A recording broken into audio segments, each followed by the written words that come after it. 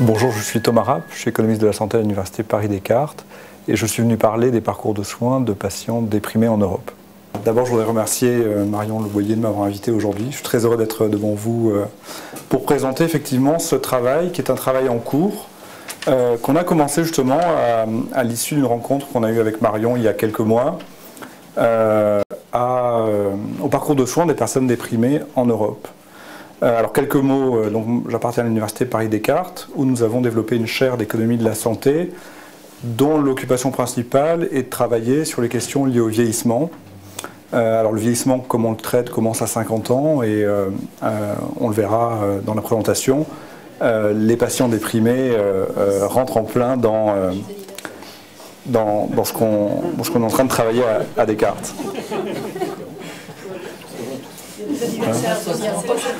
Ça tombe mal. D'accord. Alors j'appartiens également au LIRAES, qui est le laboratoire d'économie de la santé de l'Université Paris-Descartes. Les travaux que je vais vous présenter aujourd'hui ont été réalisés avec Nicolas Sirvin, qui est maître de conférence dans notre laboratoire. Donc on va regarder les parcours de soins de personnes déprimées en Europe.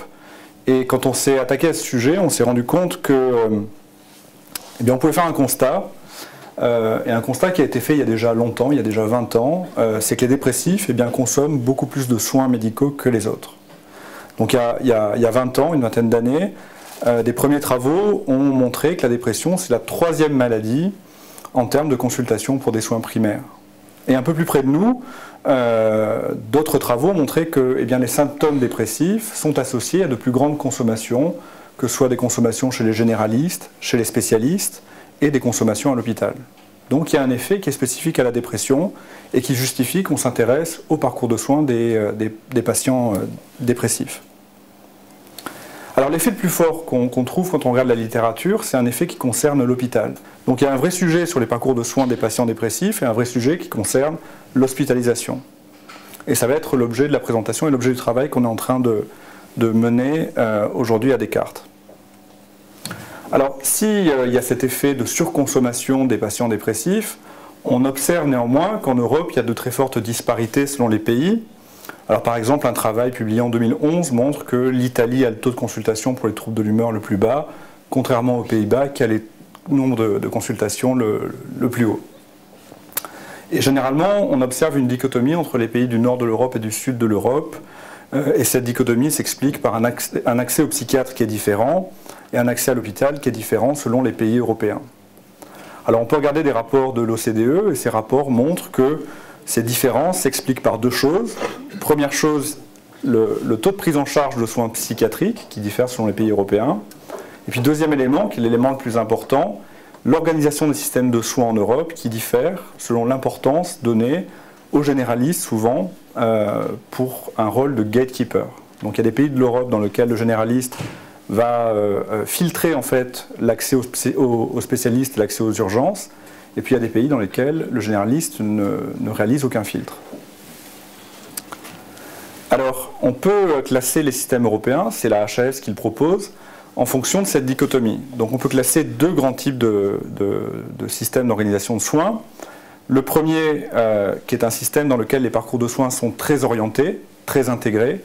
Donc ce sont des pays comme le Danemark, le Royaume-Uni, l'Italie, la Norvège, dans lequel l'accès à l'hôpital va passer nécessairement par le recours au généraliste qui va donner le feu vert pour aller à l'hôpital.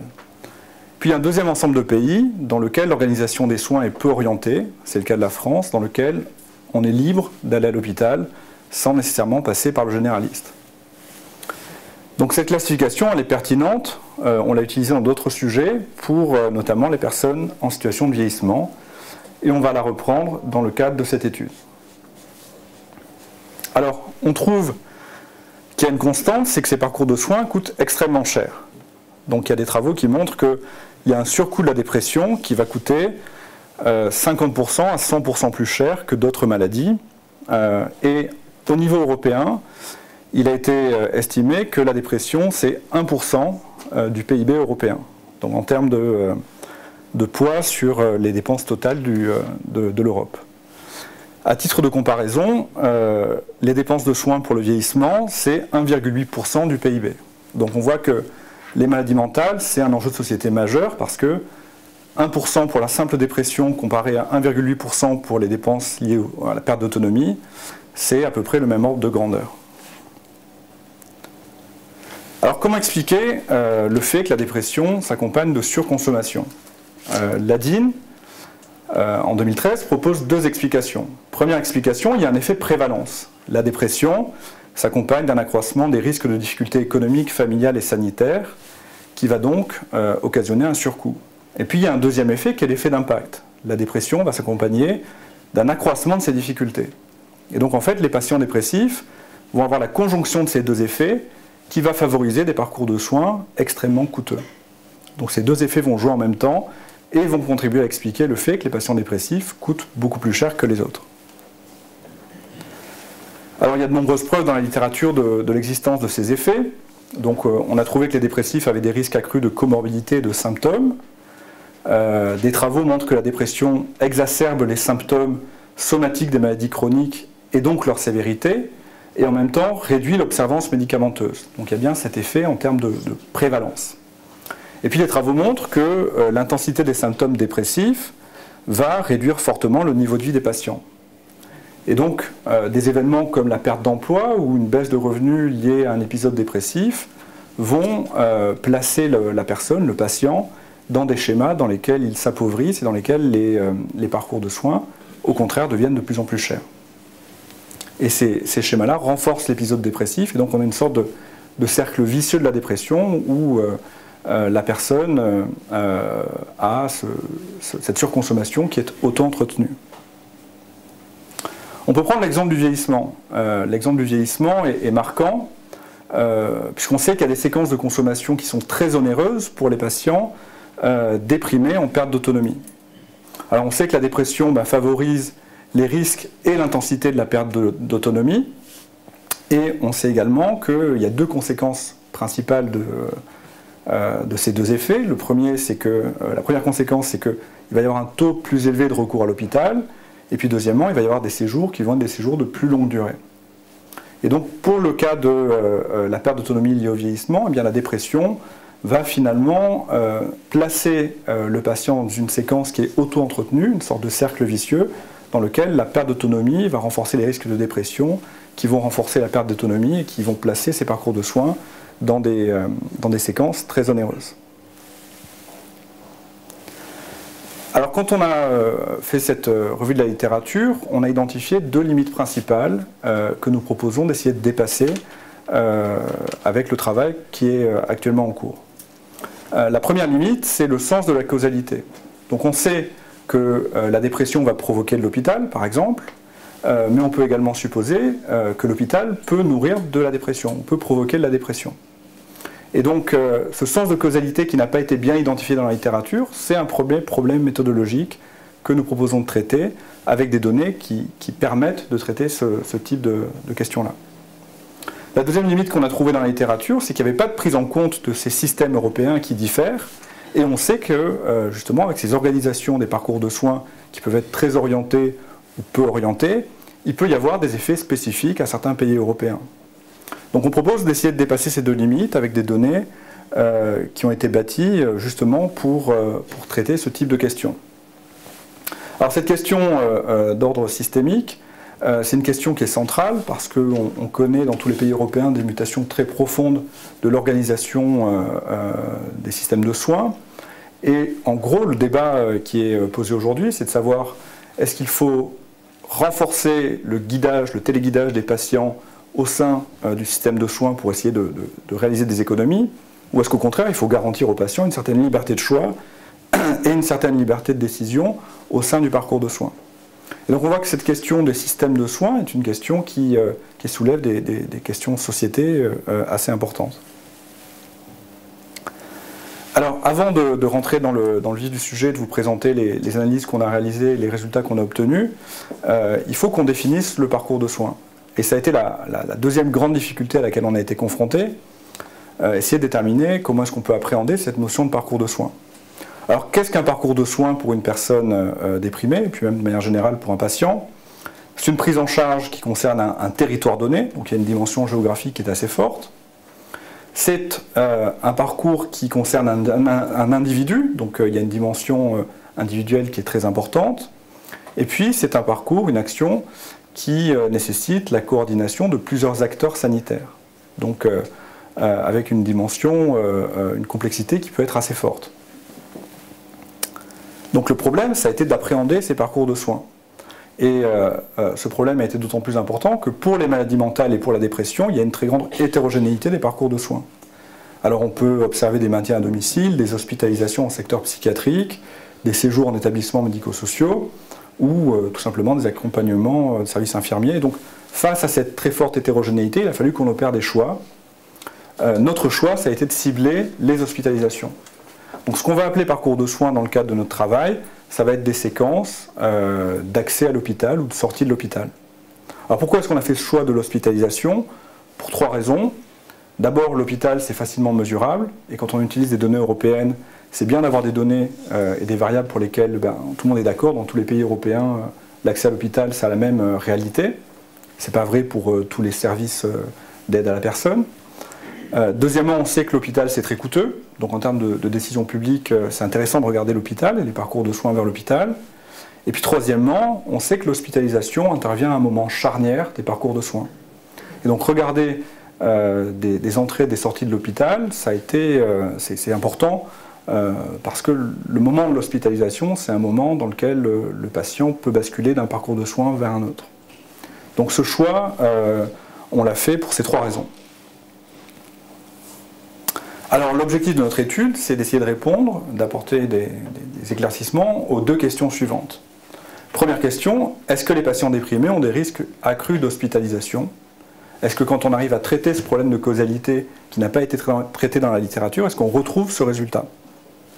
Et puis deuxième question, est-ce que quand on intègre la dimension organisationnelle, est-ce que quand on regarde l'impact des systèmes de soins sur ces parcours, est-ce qu'on va trouver des résultats différents? Est-ce que dans les pays dans lesquels l'orientation des parcours de soins est forte, les patients vont moins ou plus à l'hôpital que dans les autres pays? Donc ce sont les 2 questions qu'on propose d'explorer dans ce travail. Alors les données qu'on a utilisées sont les données de l'enquête SHARE. L'enquête SHARE, c'est une grande enquête européenne qui est menée depuis 2004 dans plus de 10 pays européens. Donc là on a travaillé sur 10 pays européens. SHARE, c'est une enquête qui est menée tous les 2 ans avec un questionnaire qui concerne les 12 mois qui précèdent la visite. Alors c'est intéressant de travailler sur SHARE pour 2 raisons. D'abord c'est un panel, donc on peut regarder est-ce que la dépression à la vague numéro 1 va avoir un impact sur le recours à l'hôpital à la vague numéro 2. Et puis deuxièmement, SHARE, c'est une enquête européenne dans laquelle on va pouvoir comparer justement les systèmes européens et les différents modèles d'organisation. Alors la variable sur laquelle on a travaillé, qui est la variable qu'on cherche à expliquer, qui nous intéresse, c'est le recours à l'hôpital. Donc c'est une variable dichotomique, c'est une variable oui, on est allé à l'hôpital ou non, on n'a pas été à l'hôpital. Et je vous ai mis la question de l'enquête SHARE qui permet de sélectionner cette variable. Au cours des 12 derniers mois, vous est-il arrivé de passer au moins une nuit à l'hôpital en prenant en compte des services de médecine, de chirurgie, de psychiatrie ou tout autre service spécialisé? Donc ce qu'on mesure avec notre variable dépendante, avec notre variable qu'on va expliquer, c'est le recours à l'hôpital hors urgence et le recours à tout service d'hospitalisation. D'accord? Donc on n'est pas uniquement sur de la psychiatrie, on est tout service.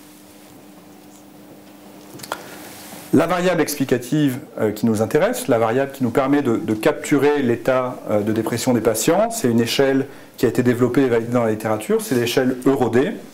Donc c'est une échelle qui mesure 12 items qui peuvent être corrélés avec l'état dépressif.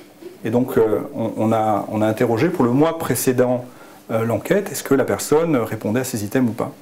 Donc dans ces items, on a le sentiment de dépression, le pessimisme, la volonté de mourir, la culpabilité, l'irritabilité, les sanglots, la fatigue, les troubles du sommeil, la perte d'appétit, la perte d'intérêt, la baisse de concentration et la perte d'emploi. Donc c'est du déclaratif.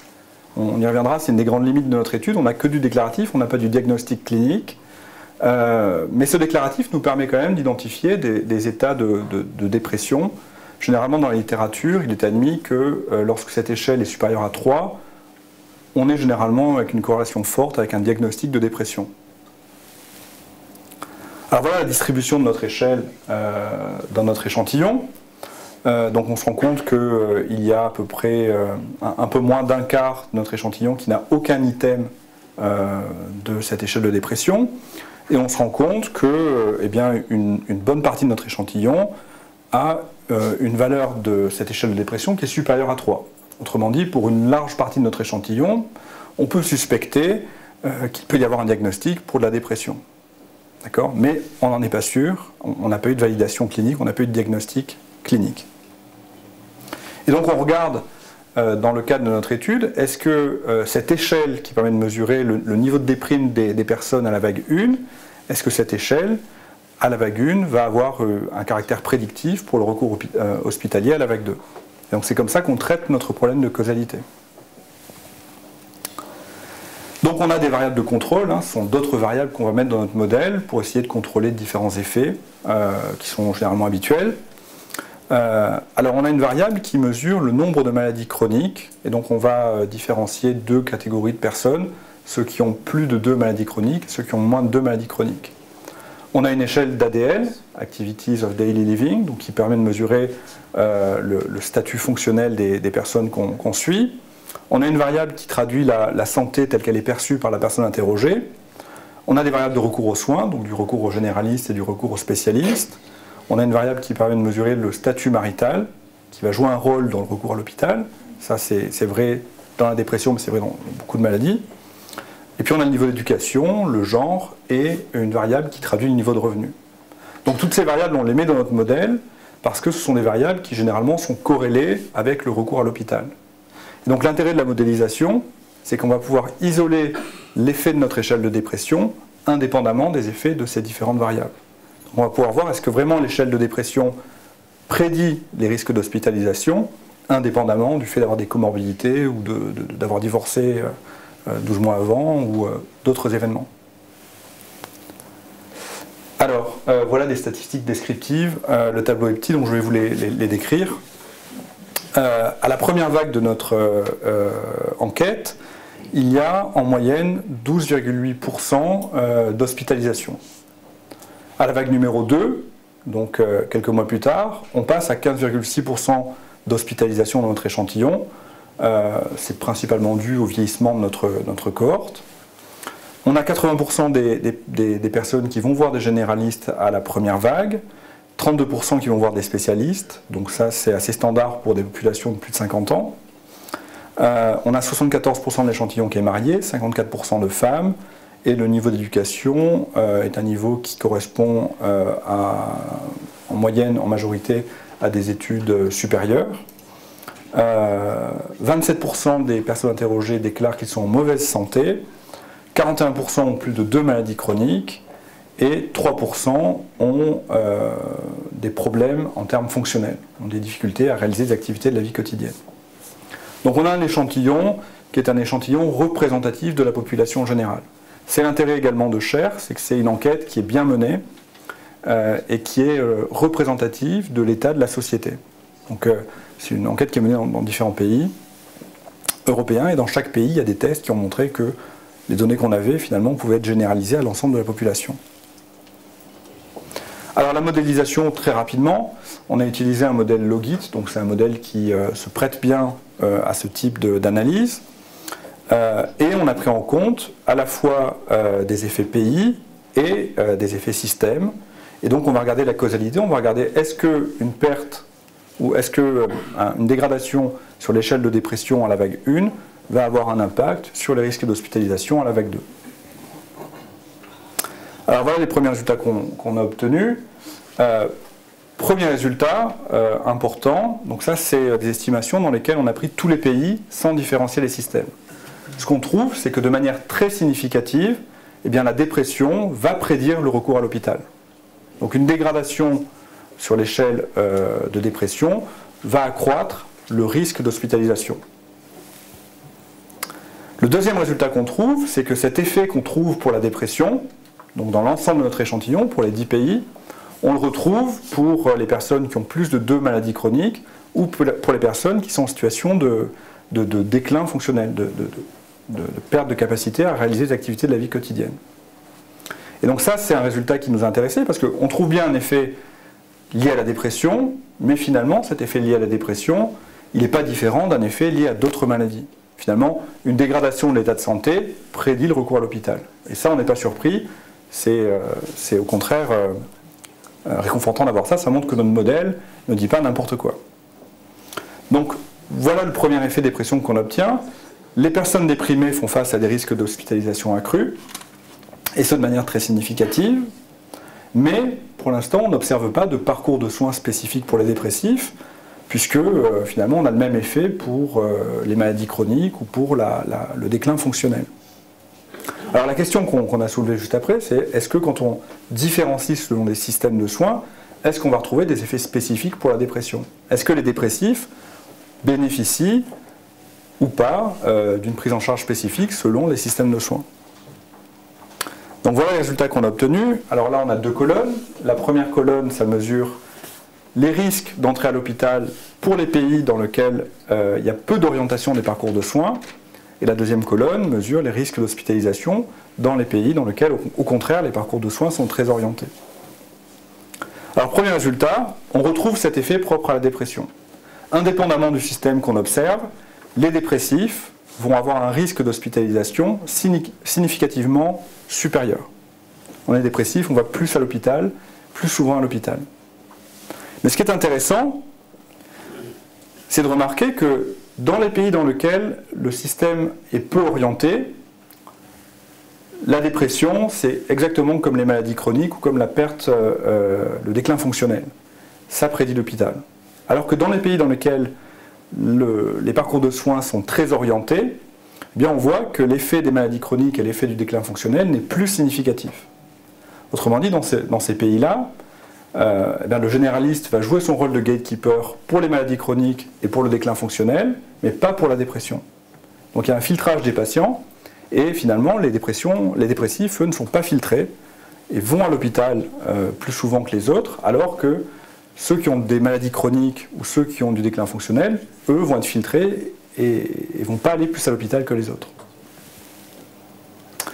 Donc, en s'interrogeant sur cet effet système, ce qu'on trouve, c'est une absence de différence entre les systèmes, qu'on soit dans un système très orienté ou dans un système peu orienté, on a, si on est dépressif, les mêmes risques accrus d'entrer à l'hôpital. Mais ce qu'on trouve, c'est qu'au contraire, dans les systèmes très orientés, quand on a des maladies chroniques, quand on a une perte fonctionnelle, on n'a pas plus de risque d'aller à l'hôpital. Donc on a deux systèmes qui traitent la prise en charge des maladies chroniques de manière très différente, un système qui filtre, un système qui ne filtre pas, mais pour les personnes déprimées, dans ces deux systèmes, on a des risques d'hospitalisation qui sont identiques. Donc indépendamment du système, les déprimés vont avoir plus recours à l'hôpital. Alors pourquoi on a essayé de réfléchir à des explications et j'espère que vous pourrez me donner du feedback là-dessus. Notre première idée, c'est de dire que finalement, quel que soit le système, il y a une certaine impuissance à traiter les personnes déprimées, les personnes qui deviennent dépressives, en première ligne. C'est un peu un aveu d'impuissance des systèmes. On ne sait pas comment traiter ces patients-là, et donc ils vont se retrouver à l'hôpital plus souvent que les autres. Et puis peut-être que la deuxième explication, c'est un problème de diagnostic de la dépression. Peut-être que tout simplement, même dans les systèmes qui sont très intégrés, dans lesquels les parcours de soins sont très orientés, comme on ne diagnostique pas ces personnes dépressives, eh ben on va se retrouver avec des personnes dépressives qui vont plus à l'hôpital que les autres, tout simplement parce que c'est à l'hôpital qu'il va y avoir le diagnostic. Alors les enjeux pour les politiques publiques sont énormes, sont très importants, puisque quand on trouve ce résultat, il semble important de souligner la nécessité de mettre en place des interventions qui vont cibler les patients déprimés, et qui vont cibler les patients déprimés dans la perspective de mettre en place deux types d'actions. Premier type d'action, il faut encourager le dépistage de la dépression et le dépistage précoce de la dépression. Pourquoi? Parce que le coût d'aller dépister des dépressifs une fois qu'ils sont allés à l'hôpital va être beaucoup plus important que si on arrive à les dépister entre guillemets en ville. Et puis deuxièmement, il convient de mettre en place une prise en charge très individualisée des patients déprimés. On voit que dans les pays dans lesquels le système est très orienté, dans lesquels le système a des parcours de soins qui sont très individualisés, on voit que dans ces pays, les maladies chroniques sont filtrées. Donc les patients vont moins à l'hôpital. Ça peut être une idée, ça, la mise en place de parcours individualisés pour des pays comme la France, dans lesquels il n'y a aucun filtre qui s'opère et dans lesquels on a ce surcoût lié à la dépression qui est très important. Et cet enjeu de politique publique est d'autant plus important que, du fait du vieillissement de la population, on va être confronté à, entre guillemets, un arrivage de patients dépressifs beaucoup plus important dans le système de soins. Donc des dépressions causées par la perte d'autonomie, mais également des dépressions causées par le fardeau psychologique très important que ressentent les aidants informels de personnes qui sont en situation de perte d'autonomie. Je pense en particulier à Alzheimer. Il y a énormément de littérature dans Alzheimer qui montre qu'une grande partie du coût de la maladie d'Alzheimer, une grande partie du coût sociétal d'Alzheimer, c'est le fardeau sur les aidants et c'est les problèmes de dépression des aidants. Et donc ce problème des parcours de soins des personnes dépressives, c'est un problème qui est urgent en Europe et qui convient de traiter dès maintenant. Alors voilà les pistes de travail qu'on a à venir pour ce que je viens de vous présenter. Notre grand problème, c'est que bien que les données chères qu'on utilise soient des données qui soient très pertinentes pour comparer les systèmes de soins, sont des données qui ont été conçues par des économistes et ce ne sont pas des données qui sont très pertinentes pour regarder dans le détail les parcours de soins. Donc ce dont on a besoin, nous économistes, pour bien étudier les parcours de soins, ce sont des enquêtes cliniques, des enquêtes menées par des cliniciens, dans lesquelles on a des vrais diagnostics de dépression, des vraies échelles de dépression, et dans lesquelles on peut ajouter des questionnaires médico-économiques qui nous permettent, de manière bien précise, de mesurer ces parcours de soins. Alors, ce problème-là, il a été posé dans Alzheimer il y a quelques années, et dans Alzheimer, la recherche clinique a fait l'effort de mettre des volets économiques dans les grandes enquêtes, dans les grandes cohortes cliniques. Ça a été notamment un des rôles du plan Alzheimer. On a mis en place une grande cohorte dans laquelle il y a un grand volet économique. Ben, il semble que pour la dépression et pour les maladies mentales en général, on soit confronté au même problème et pour l'instant, on a peu de cohortes, peu d'enquêtes cliniques qui ont ces volets économiques. Alors, évidemment, ces volets économiques sont pour nous très importants. Le grand défi, c'est d'avoir accès à des données économiques de bonne qualité. Généralement, les données cliniques sont très bien renseignées, les volets économiques sont un peu moins bien renseignés. Et il y a vraiment pour nous des enjeux très importants à travailler avec des cliniciens qui soient attentifs à bien remplir ces volets économiques dans les enquêtes cliniques, parce qu'on peut vraiment travailler sur ces données-là, et ce sont des données qui sont extrêmement utiles après pour aider à la décision publique. Donc voilà, c'est le deuxième message que je voulais faire passer. On a besoin de cohortes cliniques avec des volets économiques, et je trouvais que c'est l'occasion aujourd'hui d'essayer de faire passer ce message au sein de la communauté de cliniciens. Je vous remercie.